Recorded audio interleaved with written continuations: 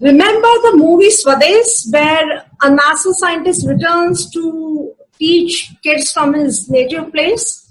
Yes, real life heroes like this do exist, and we are talking to one today.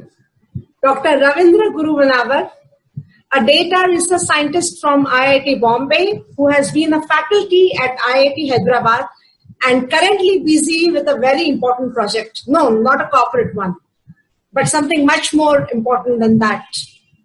Teaching kids at Belgaum. Truly inspiring and truly beats a alag. Welcome, Doctor. Hi, Tejaswini. Nice to be here. Dr. Ravindra, my first question would be probably the most obvious.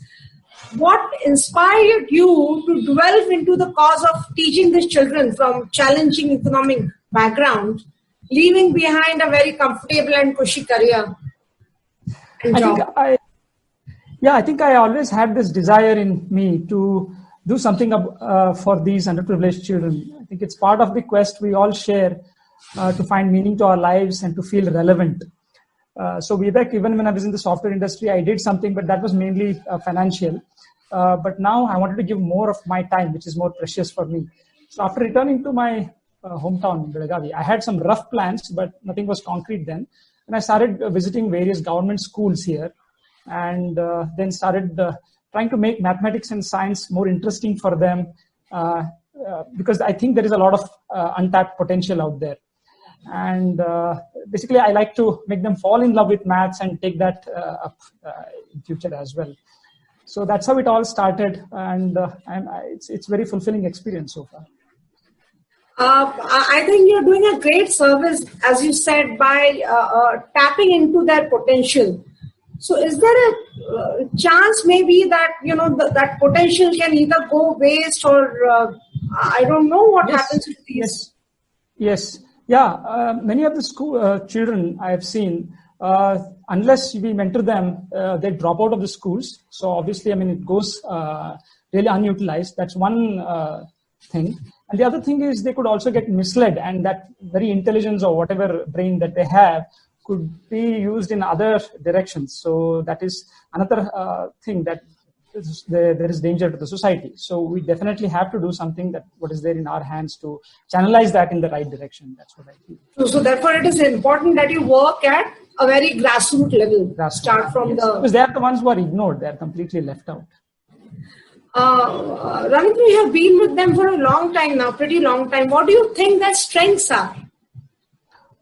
Yes, the first thing is that there is tremendous excitement in them about learning. If somebody comes and they just know that, okay, somebody out of absolutely no profit interest is coming and talking to them, they have tremendous excitement to learn things, and they have true curiosity for the subject. All kids have it, but I think often we dampen it or dilute it through the parental expectations. There is heavy competition. There's a lot of focus on career or the future. These things are, these kids are relatively or rather completely free from all these things. There's zero parental pressure. If there is parental pressure, it is to do things at home and maybe earn some money. That's the kind of pressure that they have. So when it comes to learning, they have been showing tremendous interest and excitement. That is their main strength. Apart from that thing, they have an inner drive to overcome all the obstacles. So many of my kids they don't have parents or a single parent, and they do a lot of things at home, and yet they keep thinking about the puzzles and problems that I give them. So that kind of an inner drive they have. These are the strengths, I would say. There is also this initiative that you have started at school, the Sharda Pratibha Poshan Upakram. Could you tell us something about that? Yeah, so this is an initiative, the Sharda Pratibha Poshan, which I started with Raj Lakshmi along with Raj Lakshmi Children Foundation. So this foundation itself was started by a doctor couple, Dr. Shashikant Kulgod and Dr. Vijay Lakshmi Kulgod.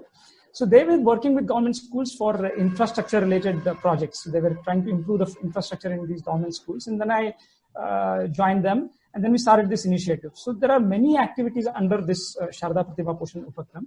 So the first thing is I visit various schools to spread the beauty and joy of mathematics. So often mathematics is taught in a very uninteresting way, and a lot of kids, they lose interest in this thing. So my goal was to teach it through puzzles and problems that they relate to. So from their day-to-day life, and give problems that require them to think for maybe 3 days, 4 days, not just mug up a formula and substitute and get the results. So that's how I started this. And in this process, I identify some very talented, dedicated kids who are like, they have that gift for mathematics, and also they're willing to put that effort. So these kids we identify and enroll them in this program, mentoring program called this Sharda Pratibha Poshan program. So I bring them under one roof, and we do several things with them. So one thing is these weekend classes where I take almost 6 hours of very intensive classes on Saturdays and Sundays for these kids, where they get to work on very challenging problems. And then we also give them financial aid to support their education, whatever the school requirements that they have, and to make sure that their parents send them to this thing. We interact with the parents to tell them about their child's potential so that they don't take them out of the schools. And then we give them some nutritious food supplements and sports things, facilities, variety of other things. And we also teach them certain skill-based things like using of computers, Word, Excel, and I've been teaching them programming, so a bit of English, so many things happening with these. That's Sharda Pratibha. Dr. Ravinder, listening to you itself is so satisfying to know that there is some person like you who is actually doing a real life change. You're the real change maker. Wonderful. Other thing that I wanted to ask you, see, people like me, we sit in some metros talking to real change makers like you. What can we do apart from the obvious financial aid? What is it that you think we can do? I think everyone can do, as long as there is that desire is there. So one is like you can take some classes, maybe online or maybe around in your area. You can go and take some sessions. The very fact that somebody is there who cares for them, it makes a big difference. And these classes need not be mathematics or science. It depends on whatever your interest is. You can take classes on about English, about communication skills, maybe about some painting, or it could be anything. So you can take any classes. And in fact, many of my friends have pitched in. Some of them have taken remote classes on maybe 3D modeling origami workshops have been conducted, personality development skills, and a lot of other things people have done. And apart from that thing, my friends have also sponsored these kids for their college education. So the variety of ways in which people can help. Now, I was wondering that most often schools or colleges, they have exchange programs with universities from France or US or whatever. How do you think how would it be if we have exchange programs with our native places, with schools from our rural areas? Yes, I think that's a great idea. In fact, these exchange programs could be even between elite schools and these rural schools, which are completely ignored. I think both the kids have things to gain here. So if we look at the kids from the elite background, the elite schools, they get to see what kind of an atmosphere these kids are studying in, and that gives a better perspective of life for those kids, and a sense that they can even think of doing something for the society.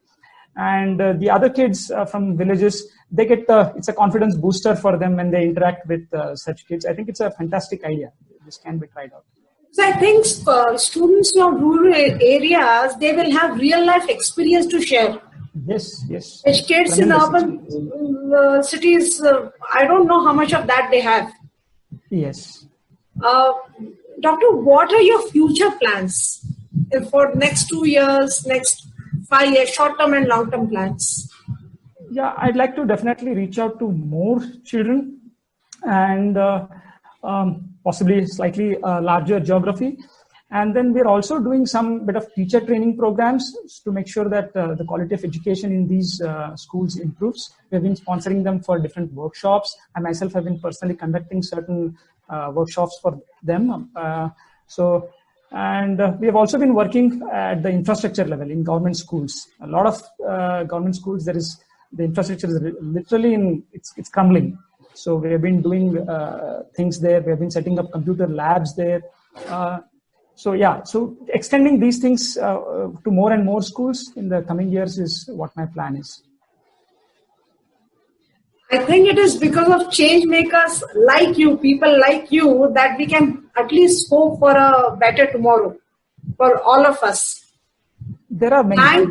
Thanks a lot, Doctor. It was a pleasure talking to you, and I personally intend to be associated with you and your cause in some way.